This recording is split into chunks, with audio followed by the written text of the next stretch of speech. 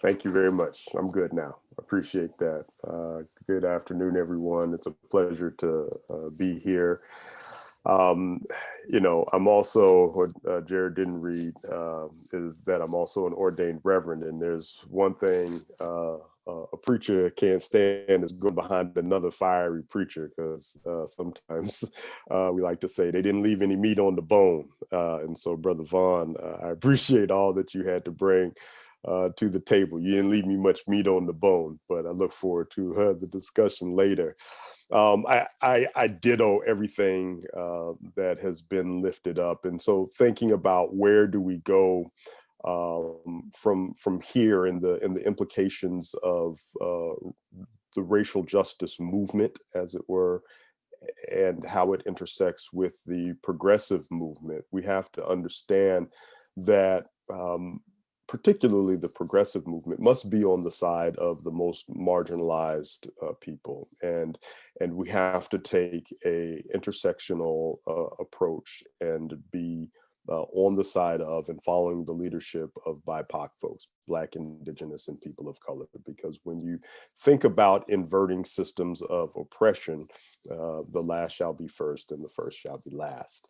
And that's what we need to see come to fruition in this country, because there are gross disparities and excesses in the accumulation of wealth in the hand of very few, and growth disparities and accumulations of wealth, or excuse me, of power in the hands of a very few. And I approach this as personally as an abolitionist, not only looking at the abolition of policing and prosecution and prisons, but also abolition of the frameworks and structures that are rooted in white supremacy, that have an impact on how people in communities of color and other marginalized communities are impacted. You look at the education, the public education system as it operates today within our communities, and reform isn't going to fix it, just like reform isn't going to fix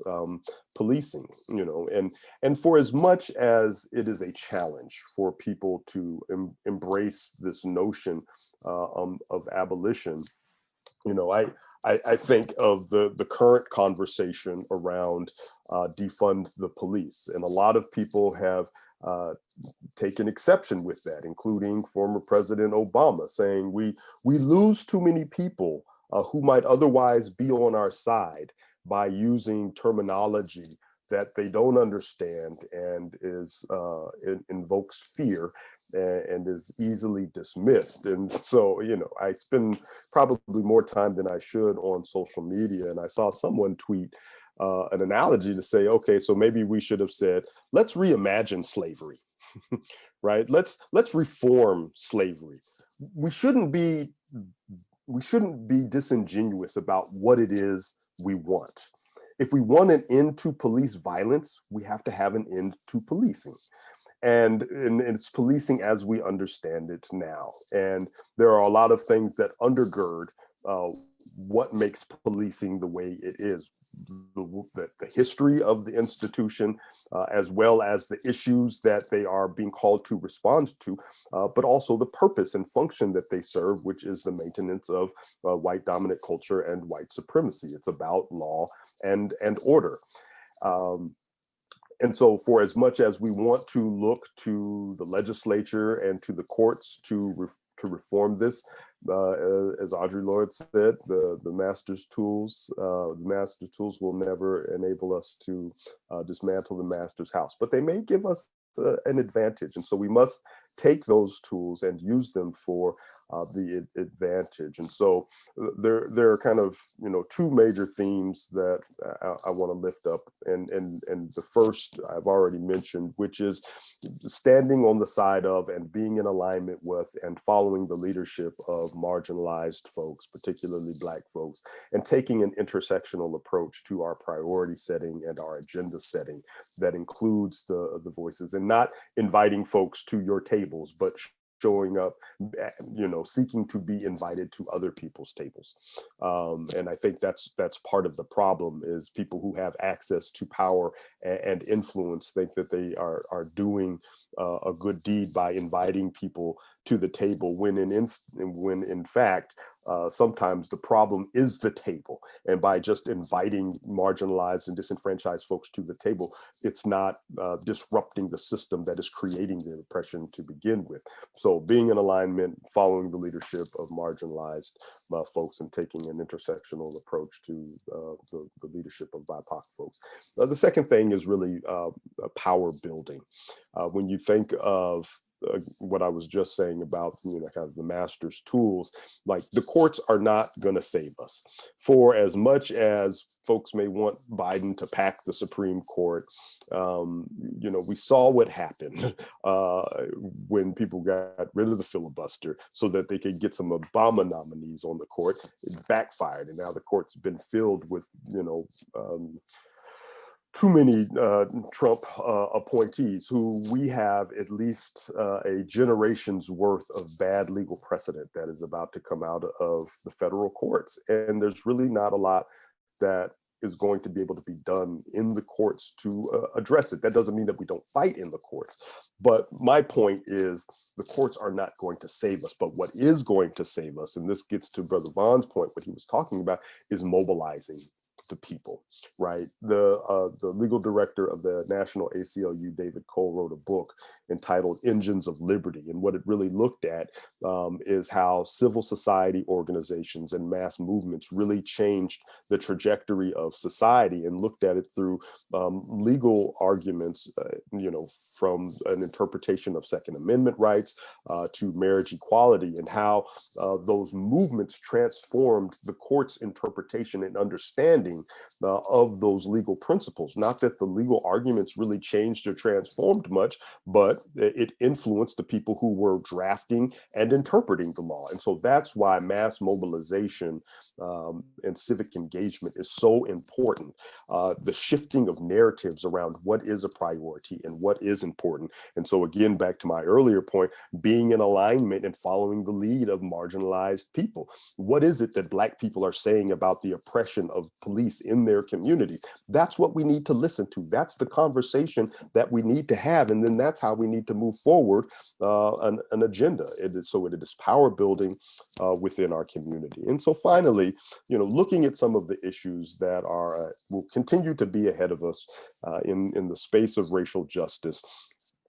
Certainly climate justice is a racial justice issue. When we think about the communities that are most directly impacted by climate change, it is poor communities that are disproportionately communities of color. And when we think about the people who have the wealth and resource and access to respond to that, it is overwhelmingly not people of color. And so climate justice is a huge racial justice issue. Economic justice, huge issue as well. When we think about what happened during the during this pandemic, the impact on Black businesses and other businesses of color has been devastating.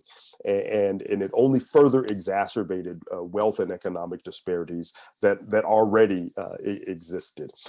Educational disparities, Brother Vaughn spoke about the need to have a more robust educational system. But again, what is the basis of the curriculum that is being taught to children, particularly children of color and poor children and marginalized children? What are the images and the information that is being shared within the educational rubric that maintains or buttresses up ideas and notions of white supremacy? That has to be deconstructed. There's this notion of decolonizing curriculum in education. So those are very important. Voting rights is a huge issue, continues to be a huge issue. We saw an exponential increase in turnout here in Massachusetts when we made provisions to ensure that people could participate in the election during the pandemic. We shortened the registration registration deadline from 20 days to 10 days. We extended early voting. We had no excuse absentee voting for people who were trying to comply with the COVID stay-at-home orders. And we had an exponential increase, and that just speaks volumes to what's really going to increase voter participation and turnout, is removing more of the barriers. And you look, it's so ironic that in the states where there were Republican-led legislatures that implemented some of the most aggressive restrictions in voter turnout were the very same places where the current administration was complaining about access to the polls and about fraud and other fantasies. But the problem with counting the votes after Election Day was because it was those same Republican legislatures that did not adopt legislation that would allow those absentee or mail-in ballots to be counted before Election Day. So they're a victim of their own deviousness. And then another huge issue is reparations. Reparations for Black people in this country. When you think about the overwhelming amount of wealth that has been amassed off of not only the free labor of Black people through slavery, but the subjugation and oppression and denial and theft of Black land, of Black business, of Black intellectual capital over the centuries, there needs to be some sort of recompense and making whole of Black people. And then finally, within the criminal legal space, there needs to be more reform. There is a police reform bill on the governor's desk that he needs to sign, but it is a harm reduction approach. It's not going to get to the deep substantive changes in policing that we need to see, but it is a significant first step that we must take. We need to continue to look at prosecution and detention of individuals. Brother Rahsaan, you got one more minute? Okay, thank you. And then post-release supervision.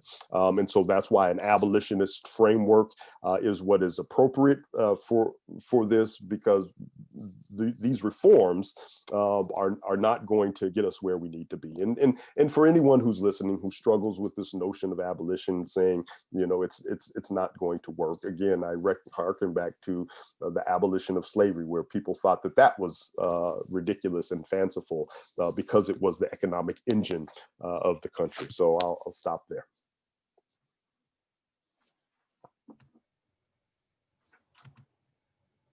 Thank you so much, sir,